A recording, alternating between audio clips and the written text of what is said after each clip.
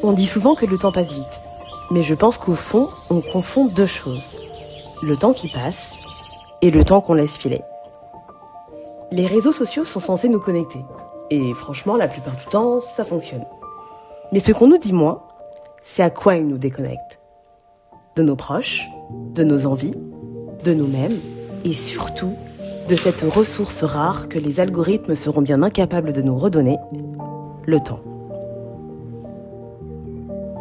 Je ne vous jette pas la pierre, moi aussi j'ai été prise dans ce tourbillon. À scroller, consommer, produire, connecter à tout, sauf à l'essentiel. Et puis elle est arrivée. Cette pause que je n'ai pas choisie est devenue la leçon que je n'avais pas vue venir. Elle m'a appris à regarder sans comparer, à ressentir sans filtre, à choisir ce qui mérite vraiment mon attention. Vous savez, les petites choses, au final, elles ont toujours été là. C'est juste mon regard qui s'est égaré.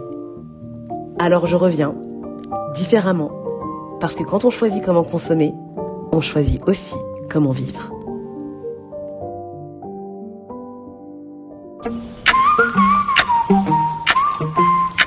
Salut, petit message pour vous dire que je suis de retour. Oups, je suis en train de faire tomber toute mon eau là.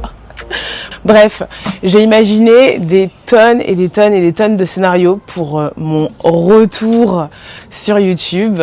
J'avais en tête quelque chose de super cinématique, avec des plans hyper bien choisis, un texte hyper bien travaillé. Et puis, j'ai reçu un message qui me disait en gros que mes vidéos étaient cool et qui me demandait si j'avais arrêté YouTube ou pas. Ce message, il m'a fait super plaisir parce que je me suis dit putain trop bien, en fait il y a des gens qui regardent mes vidéos et qui se demandent à quand la prochaine. Donc tout ce travail de montage, d'écriture, de colorimétrie que j'ai pu faire pour mes précédentes vidéos, ça fait un peu parce que du coup mes vidéos sont poussées. Mais le pan de ça, et ce qui me faisait très chier, c'est de me dire ça fait que des semaines que je me dis ce serait trop cool de reposter sur YouTube parce que j'ai plein de trucs à raconter et j'ai plein de choses à montrer, mais je peux pas le faire n'importe comment.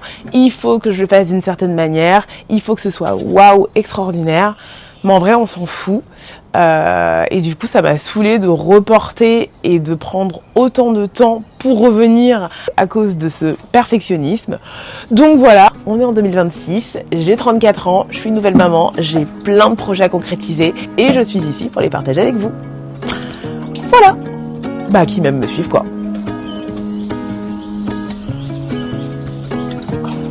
Ah, vous me suivez vraiment là? Allez, à plus.